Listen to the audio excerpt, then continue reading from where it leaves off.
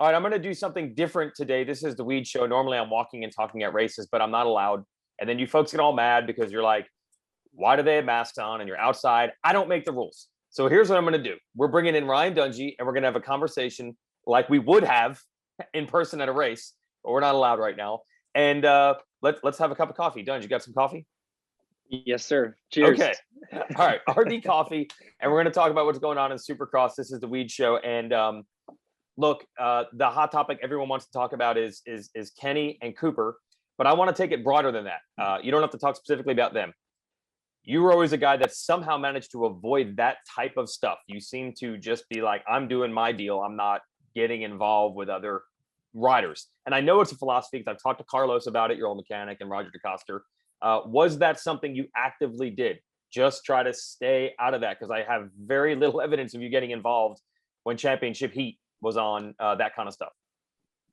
Yeah, I mean, I guess I just don't like confrontation in general, but especially with riders, and I didn't later on in my career, I more so learned a lot more, but you shift the focus from what the goal is and what you're doing week in and week out. And when you get into those scuffs with those guys, I mean, there's a lot can happen. I mean, they can jeopardize your championship. I mean, we've seen guys create these rivalries on the track, and I mean, now you got a guy out who's kind of, going for kill in the corners and trying to take you down. And so it's just extra stuff you don't want to have to deal with, especially if you're chasing after a championship. And ultimately, as a rider, I mean, the focus should be on, executing and getting to the first turn and track race or corner by corner by corner. Mm-hmm. Now you're in this other scuffle and it's taking away your time and energy and, wearing you down. And it's just, to me, it's unnecessary. I just think you should stay out of that stuff. But you're making it harder on yourself and you're taking the focus off yourself.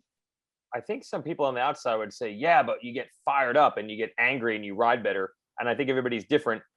Did you ride better or worse if something got you mad out on the track? I rode worse personally. I always felt like it wasn't ever smart to ride with anger.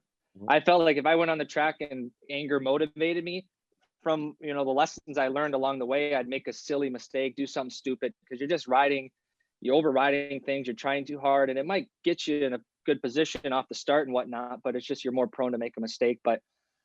And it's hard because you get a lot of talk from the outside in. Fans, oh, you don't like carnage, you're too nice, you don't do this. But it's like at the end of the day, you just want to get the job done. But the fans and everybody love the drama and all that stuff, right? It does fuel the, that's what everybody's been talking about this week. So it's like, as a racer, you're just trying to do your job, but everybody else is like, come on, man, just say something, talk back to them or take another guy out, like do something. But it's just, just making it harder. So. It is funny because look, the move that Cooper made on Kenny wasn't even that crazy, but it is all the talk. Because when you're at the top and it's a title and all that, that's what people want. I mean, you've seen 1,000 gnarlier moves than that didn't get this much attention. It is funny at the top how badly people want to blow this stuff out of proportion. Yeah, I mean, they didn't even touch. I mean, essentially, Cooper did maybe go further. He sacrificed the whole shot, really. I mean, He could have snuck around the side, stuck around the inside, got the whole shot. But I think in his mind, he's like, the only guy in front of me in the points is Kenny, and that's the guy I need to beat. So it's like, if he can get in front of him, I mean, I think that's where his head's at. Maybe he went a little farther out of the way than he needed to, but they didn't touch. But I think what's really fueling this whole thing is afterwards, there was some drama, what Kenny had said on the podium or on the television broadcast. I think then it really gave people like, oh yeah, now this is, here's the drama, right? Here's all the fuel that's fueling the fire. So I think for Kenny, though, it's important for him. He, that was a sense of like, hey, you're losing focus. Get back to what you're doing every single weekend and don't get caught up in this mess of stuff. I mean, you're the focus is on the wrong thing, right? I always felt that if you didn't need to play these games. Like sometimes it works out, sometimes it doesn't. But if you gave it your all every single race and did the best you possibly could, in the end, somehow it's going to work out. That was just always my thoughts. Yep. I didn't feel like you had to really, personally, in my opinion, I didn't feel like you ever have to get into these. I did take the bait in 2008 with Lawrence, right? That was a good example, right? Like he was trying to get in my head. He's trying to play games. My focus got off myself. It was on beating him. And and the rest crumbled. So that was a hard lesson learned, but that is a lesson of like, hey, you shifted your focus from winning the championship now to beating this guy. I mean, it was like you took the focus off yourself. So yeah.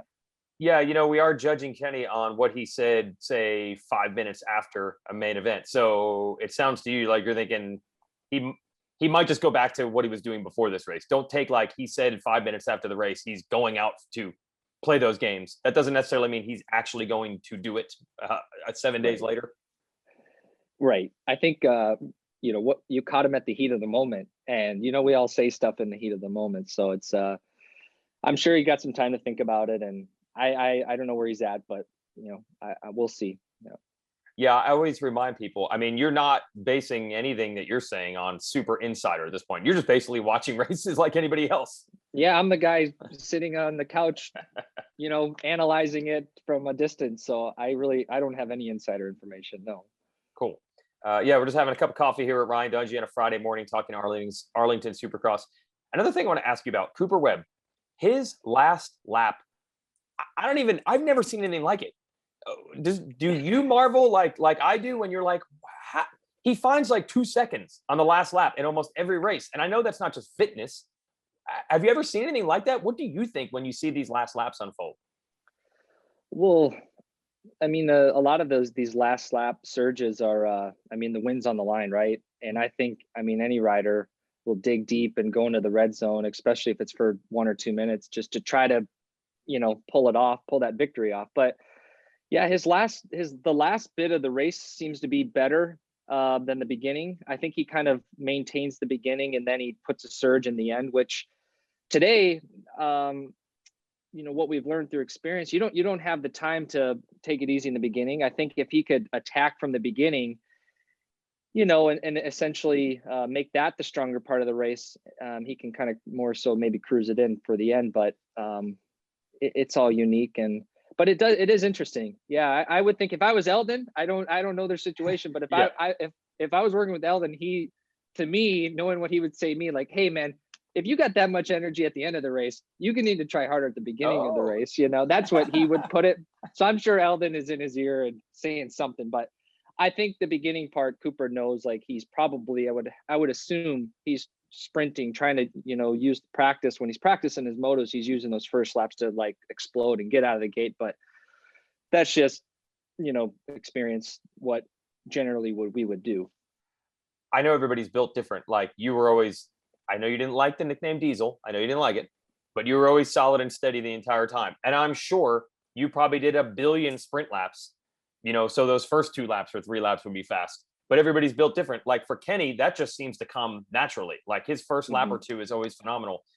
Some people just are what they are with the way that, maybe their body is or the way they race, right? Yeah, I think so. I think the little bit of a learn, like I'm kind of more of a slow twitch guy. There's fast twitch and slow twitch. Kenny's definitely a fast twitch. He can explode. He can get out of the gate. For me, that's just always been uncomfortable. But it's 2 things. It's a little bit of a, it's kind of how you train your body, but it's also a little bit of mentality. If you're, I learned that if I was nervous or if I was kind of afraid to fail, or almost like you're, when you're sitting on that gate, you're going to suffer. Like the way it is now, your heart rate's going to go through the roof and you're going to be pushing, and it's going to be tough physically.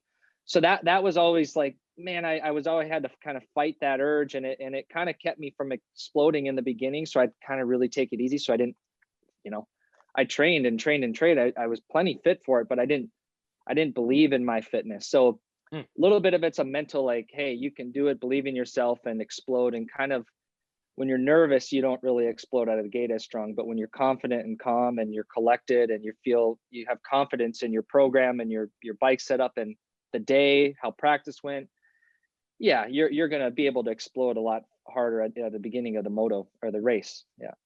Now, if that makes any sense.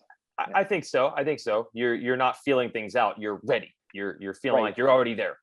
Yep. But it's interesting to hear that last lap thing. You're saying a lot of that for Webb could be that's just straight up digging deep. That's just straight up, I'm going into the red zone and this is going to hurt, but I'm going for it. Yeah. Yeah. He's been managing the races good from the beginning to the end. Granted, he gets a good start, and I think it's just like, yeah, it's on the line. He's pushing it to the end for sure. without a doubt. I don't want to take nothing away from the guy. These guys are pushing the whole moto. So this last lap efforts are, he's a tough kid. I mean, not knowing him a little bit, he ain't afraid to put it all out there. I think people forget because, a nationals 2 30-minute motos. And I think people forget how grueling a 20-minute Supercross is and how much that actually hurts those last couple minutes.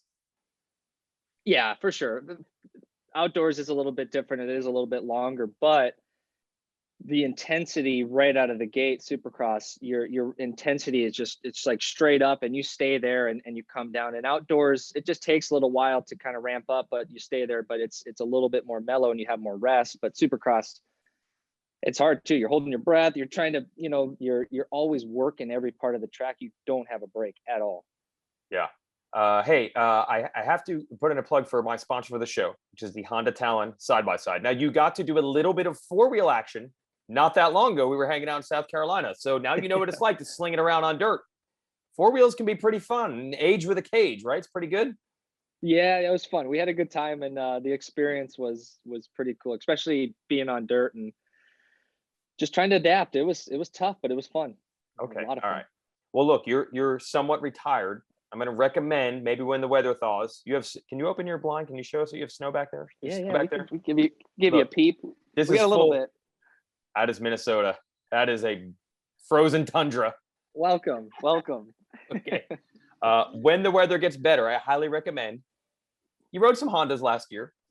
Just tool around in a Honda Talon side-by-side. See why life is better side-by-side. Get the family out. It'd be a lot of fun. You've now seen how fun four wheels can be, right?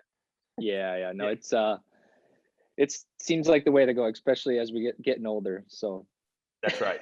Cool. All right. Hey, this is pretty fun. You want to do this again sometime? Yeah, I'm in. I don't get really much chance to talk about moto, so this is fun. I enjoy it. Yeah, same here. I'm not even going to most of the races this year because I literally am not allowed to talk about moto. I have to stay in my bubble, which is don't go in the pits. So maybe I'll just do this. Well, let's keep it going. That sounds good. All right. Cup of coffee with Ryan Dungey this morning. That's the Weege Show, and it's brought to you by the Honda Talon Side-by-Side. Have a good weekend, and we'll chat again, man. Sounds good. Enjoy yours. Thank you.